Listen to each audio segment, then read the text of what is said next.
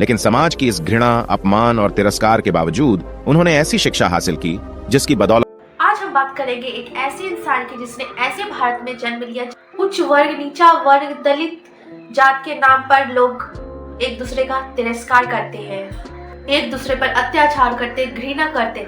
ऐसे ही तिरस्कार करने के बावजूद इन्होंने अच्छी उच्च शिक्षा ली और एक कामयाब इंसान बन के और भारत के संविधान के निर्माता बने। तो hello friends, welcome back to my channel creative Juhi. Creative Juhi को स्टार्ट करने से पहले आपसे रिक्वेस्ट है कि इस वीडियो को जो भी देख रहे हैं तो प्लीज वीडियो को लाइक कर दीजिएगा। चैनल पे अगर आप मेरे न्यू हो गए तो चैनल को प्लीज सब्सक्राइब कर दीजिएगा। तो चलिए आज का वीडियो हम स्टार्ट करते हैं बिना देर किए हुए। तो आज का वीडियो है एक खास इंसान के बारे में जिसका नाम है डॉक्टर भीमराव अंबेडकर। इनका जन्म 1891 में एक प्रदेश के एक गांव में। भीमराव के पिता ब्रिटिश सेना में एक सूबेदार के रूप में थे। परिवार महार जाति से था, मतलब नीची जाति से था। और उस समय के लोग, आप जानते ही हैं कि उस समय के लोग नीची जाति ऊंची जाति का बहुत भेदभाव करते थे। उनका परिवार एक मराठी फैमिली से बिलोंग करता था। उनका परिवार महाराष्ट्र के अंबावली गांव का रहने वाला था। उनके पिता जो थे वो मतलब अपने बच्चों को, कहते हैं ना माँ बाप जो भी करते हैं, तो अपने बच्चों को वो शुरू से अच्छी शिक्षा देना चाहते थे। मेहनत करने के बावजूद भी उन्हें अपने बच्चों को अच्छे से पढ़ाया लिखाया। लेकिन फिर से वही प्रॉब्लम होती थी स्कूलों में, जो पहले की प्रॉब्लम थी कि आप नीचे जाति के हो तो आप नीचे बैठो और जो उच्च जाति के हैं वो ऊपर बैठे। तो जो निचली जाति के लोग होते थे उन्हें स्कूल में एडमिशन नहीं लिया जाता था। बहुत ही मुश्किल से एडमिशन मिलती थी और मिल भी जाती थी तो उन्हें नीचे बैठाया जाता था या फिर क्लासरूम के बाहर बैठाया जाता था, जैसे कि भीमराव के साथ होता था। भीमराव की माता बहुत दिनों से बीमार होने के कारण उनकी मौत हो जाती है और उस समय डॉक्टर भी छुआछूत बहुत मानते थे। उन्होंने छोटे जाति के लोगों को बिना छुए हुए उनका इलाज करते थे, जिसके कारण बहुत से लोग मर जाते थे। जिसके कारण ये लोग 14 भाई में से मात्र 5 बचे हुए, 3 भाई और 2 बहनें। लेकिन आस पड़ोस के सभी बच्चे स्कूल जाते थे और भीमराव का भी उन लोगों को देखकर उनका भी मन मचलता था स्कूल जाने के लिए। फिर क्या था, फिर उसने अपने पिता से जिद की कि हमें भी स्कूल जाना है। लेकिन स्कूल में एडमिशन होना मुश्किल रहता था, लेकिन उसके पिता ने उसकी बात मानी। वो ब्रिटिश सेना में बहुत सालों से वर्क किए, तो उन्होंने एक ब्रिटिश सैनिक से बात किया। ब्रिटिश सैनिक से बात करने के बाद उन्होंने ये कहा कि इतने सालों तक सरकार की वफादारी नौकरी के बाद मैं अपने बच्चों को पढ़ा भी ना सकूं तो मुझ पे क्या मतलब थू है, या फिर जो भी है कह सकते हैं। तो उन्होंने, जो भी ब्रिटिश सैनिक थे, उन्होंने अंबेडकर जी का एडमिशन करवा दिया एक स्कूल में। बस यही बात खत्म नहीं हुई, स्कूल में एडमिशन तो हो गया, लेकिन फिर से वही प्रॉब्लम, छुआछूत अछूत यही चलता रहा। तो अंबेडकर जी अपने क्लास के बाहर बैठे रहते थे। शिक्षक वहां से ध्यान नहीं देते थे वहां पे, बस शिक्षक जो बच्चे थोड़ी उच्च जाति के हैं बस उन्हीं पे ध्यान देते थे। फिर क्या था, जब भी उन्हें प्यास लगती थी तो चपरासी दूर से ही पानी डालता था, क्योंकि यहाँ पे इनको मटके से पानी पीने का और गिलास से पानी पीने का यहाँ पे इनको इजाजत नहीं थी। और फिर क्या, जिस दिन चपरासी अगर नहीं आता था तो अंबेडकर जी प्यासे ही रह जाते थे। जब अंबेडकर जी जाते थे तो रास्ते में एक कुआं पड़ता है, तो रास्ते में कुएं से उन्होंने पानी निकाल के वो पी लेते थे। फिर कुछ ब्राह्मणों ने उन्हें ऐसा करते हुए देखा।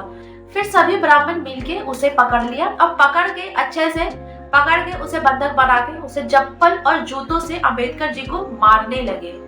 और ये उनसे कहलवाया कि अब तुम्हें मैं तभी छोड़ूंगा जब तुम बोलोगे कि आज के बाद तुम इस कुएं का पानी नहीं पियोगे। मतलब वहां भी यार छुआछूत। तो अंबेडकर जी ने ये बोला कि ठीक है, मैं यहाँ से पानी अब से नहीं पीऊंगा। तब जाके ब्राह्मणों ने उसे वहां छोड़ा। इन घटनाओं से अंबेडकर जी को बहुत बड़ी ठेस पहुंची थी। उनकी आंखें आंसुओं से भर चुकी थी। यहाँ तक कि उन्होंने बाल कटवाने के लिए नाई की दुकान में गए तो वहाँ पे नाई ने उससे कहा, तुम अछूत हो, मैं तुम्हारे बाल कैसे काट सकता हूँ, मैं तुम्हारे बाल नहीं काटूंगा। यहाँ भी अंबेडकर जी को बहुत बड़ा ठेस लगता। फिर वो चले जाते हैं वापस घर जाने के बाद उसकी बहन ने उसका बाल काटा। भीम बहुत ही स्वाभिमानी लड़का था। वो हमेशा से चाहता था, वो हमेशा से पढ़ लिख कर एक बड़ा आदमी बनना चाहता था और अपने घर के आर्थिक स्थिति को सुधारना चाहता था। फिर उसने सुना ऐसा कि अम्बावाड़ी से जाने वाले लोग बॉम्बे में काम मिल जाता है, मुंबई में काम इनको मिल जाता है। जो भी अम्बावाड़ी गांव से निचले जाति के जो लोग होते हैं वो बॉम्बे जाके काम वहाँ पे मिल जाता है। तो फिर क्या था, तो फिर उसने अम्बेडकर जी ने सोचा कि अब मैं यही करूंगा, मैं इन लोगों के साथ बॉम्बे जाऊंगा और वहाँ पे मिल में काम करूंगा। फिर क्या था, बॉम्बे जाने के लिए तो सोच लिया, लेकिन बॉम्बे जाने के लिए जो उनके पास किराया का जो पैसा होता है वो उनके पास नहीं था और ना ही वो जुगाड़ कर पाए थे। फिर उसने सोचा कि अब मैं पढ़ लिख कर एक अच्छा इंसान बनूंगा और अपने परिवार के लिए रोजगार बनूंगा। और यह डिसीजन भीमराव जी के जीवन को हिलाकर रख दिया था। और उसने ये भी कहा कि उसके अंदर जो भी अंदर बुरी आदतें हैं वो भी सारा कुछ वो छोड़ देंगे। और किस्मत ने भी भीम जी का साथ दिया। उनके पिता नौकरी से रिटायर होने के बाद बॉम्बे जाके रहने लगे नौकरी की तलाश में, और वहीं पे भीमराव का भी एडमिशन करवा दिया। भीमराव अपनी पढ़ाई के अलावा बहुत सारे बुक्स पढ़ने लगे, ग्रंथ्स पढ़ने लगे। उनका धीरे धीरे शौक बढ़ता गया। उन्होंने बुक को कलेक्ट करना सीख लिया। कलेक्ट करके उन्होंने सारे बुक्स को पढ़ते थे। उनके पिता को ये शौक थोड़ा सा भारी लगता था, लेकिन उनके पिता चाहते थे कि वो पढ़ लिख कर एक अच्छा और बड़ा आदमी बने। उनके पिताजी ने कर्ज लिया और बॉम्बे के एक एल्फिंस्टोन हाई स्कूल में भीमराव का एडमिशन करवाया।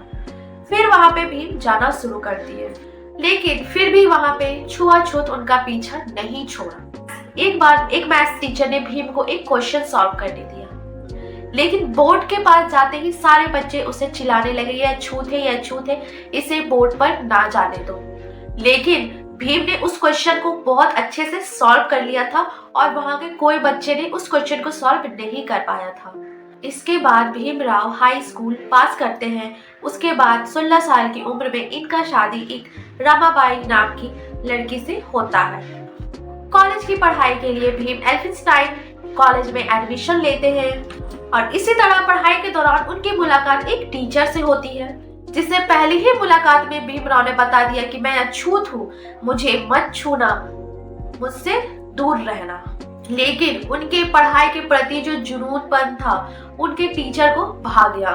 फिर क्या था, और उसने भीम को लेकर बड़ौदा के शिक्षा प्रेमी महाराज संभाजी गायकवाड़ जी के पास लेकर गए। जब महाराज जी बॉम्बे आए हुए थे तो वहाँ पे एक सभा कर रहे थे, जहाँ पे उसने भीमराव से कुछ सवाल किए थे और जिसका जवाब भीमराव ने बहुत बारीकी से और बहुत अच्छे तरीके से दिए। इसके बाद बड़ौदा के महाराज ने कुछ स्टूडेंट्स को कोलंबिया यूनिवर्सिटी अमेरिका भेजने का निर्णय किया। फिर भीमराव ने महाराज जी से मिले। उसके बाद उन्होंने उनसे इंग्लिश में बात की, जिसे देख करके महाराज जी बहुत खुश हो गए। फिर उन्होंने भीमराव के सहित 4 लड़कों को छात्रवृत्ति देकर अमेरिका भेजा। और ऐसे ही 4 साल बाद भीमराव जब वापस अपने भारत आए और फिर उसने बड़ौदा के महाराज जी के बाहर मिलिट्री का काम करना शुरू कर दिया। लेकिन वहाँ के सैनिकों को ये पसंद नहीं था निचली जाति के लोग उनके साथ वही चीज में काम करें। तो फिर कुछ दिनों के बाद भीमराव ने उस नौकरी को छोड़ दिया और उसके बाद वो लंदन चले गए। उन्होंने अपने मेहनत से, अपने परिश्रम से वहाँ पर एमएससी, डीएससी और बैरिस्टर की डिग्री प्राप्त की। फिर 1923 में भीमराव वापस लौट गए भारत और फिर वकालत शुरू कर दी। फिर वकालत करते हुए देखा कि दलितों के ऊपर कितनी बुरी तरह से शोषण किया जा रहा है। तब से उन्होंने अपना पूरा जीवन ये छुआछूत को खत्म करने में लगा दिया। इन्होंने न सिर्फ समाज पर दबाए गए दलित और अछूत लोगों के लिए लड़ाई लड़ी, बल्कि इतने भिन्नताओं से भरी भारत के संविधान से बांधने का भी काम किया। इतिहास गवाह है कि अंबेडकर जी ने भारत का सबसे बड़ा संविधान बनाकर दिया।